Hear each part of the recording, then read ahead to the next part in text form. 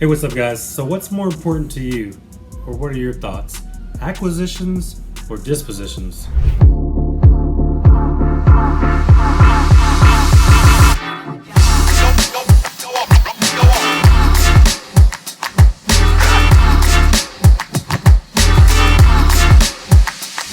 Hey, what's up, YouTube? My name is Graylan Stewart. I'm a virtual wholesaler and entrepreneur. We wholesale nationwide all day, every day. So if you're interested in learning more, look in the description. I do have some free stuff that I give away. I give away free scripts. I've got some super cheap contracts that we use every day. Anyways, and I'll be dropping a course soon. But in the meantime, I do have a link in the description for my free step-by-step wholesale real estate training videos. That's 100% free from start to finish, so check that out. But anyways, so what do you think is more important in wholesaling real estate, in this business in general? Is it acquisitions or dispositions? So, I've thought about this a lot, and I don't really know the answer because they're both really, really, really important. So I would probably say it's pretty equal, but at the same time, there's a reason that landlords out there, the buy and hold people, and also the fix and flippers out there don't typically source their own deals, which makes you think that acquisitions is more important because that's the whole key. They don't want to do that part because that's the hardest part, is finding the deal. But I will say at the same time, if you have a machine and a system in place where leads are just coming in all the time and all your acquisition manager has to do is answer the phone and talk to sellers all day and then try to negotiate and make deals, then I would say if you have that system in place, that is a little bit easier than dispositions and a little bit less important. A little, not a lot. Because trust me, it all starts with buying the house. That's where you make your money. And without acquisitions, you wouldn't have a deal, right?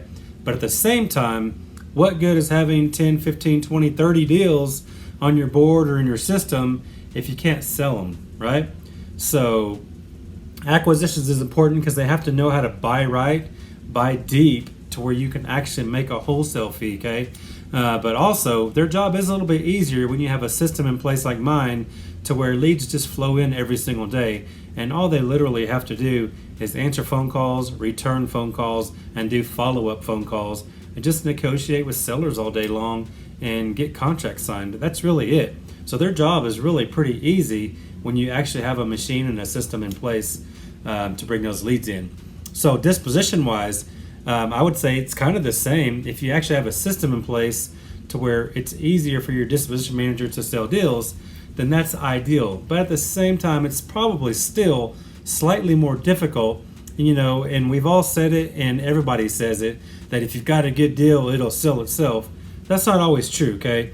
There's a lot of things that come into play with these deals.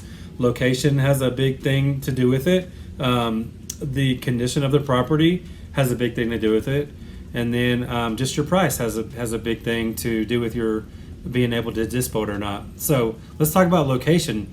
Obviously, if it's a small little town in Podunkville that there's no real buyers there, I don't care if you got $100,000 house for $10,000, you probably can't sell that for 15 to 20.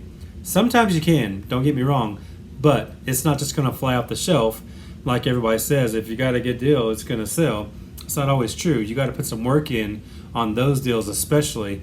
But then also, the condition sometimes matters too. Because I flip houses also, and I buy and hold for rentals as well, but I don't want any part of a full-blown gut renovation. I don't do them, and I don't want to do them. So there's people out there too. If your list only pertains the buy and hold people, then it's probably harder to sell it. Same scenario. If you got a $100,000 house and you're trying to sell it for 40 or 50, that's a smoking deal. But if it's a full gut rehab, I'm not going to buy it. And I know a lot of people out there that won't buy it either. So you have to have a lot of those buy and hold buyers on your list. So you got to be reaching out to the right people, okay? And also, just every deal is not for everybody. Sometimes people have funds available at certain times, so some of it's timing. You might have a smoking deal that you can't act on, and you might want to take it down yourself as a wholesaler so you can buy it for a rental, or you can flip it yourself, but you don't have the funds to do it. Sometimes that's the case with your cash buyers as well. It's not like everybody has unlimited funds, okay?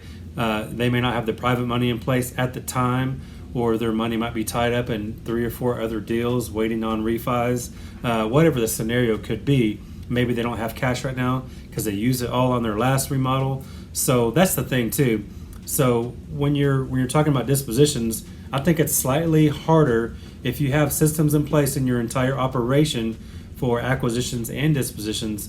Dispositions takes the slight edge to me on being more difficult, but they're both important. So when I say what's most important, acquisitions or dispositions, I mean they're both pretty important, but I would say the job of an acquisition manager is slightly easier than a disposition manager if you have the systems in place.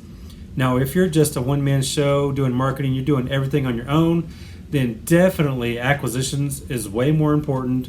Acquisitions is way harder, okay? Which is exactly why your typical landlord or buy and hold investor and your typical fix and flipper do not source their own deals. Because I've done a video on that before too.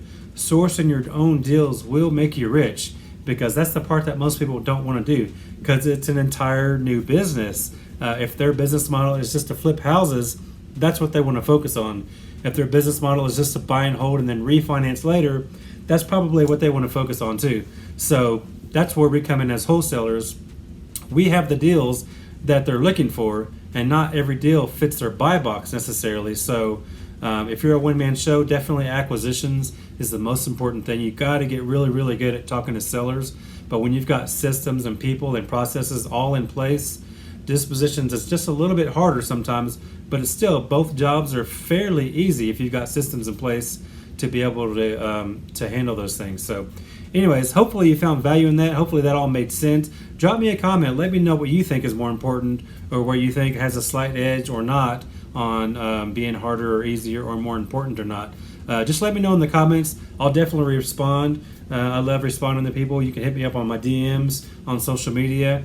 I'm on TikTok, Instagram, Facebook, or you can drop a comment here on YouTube.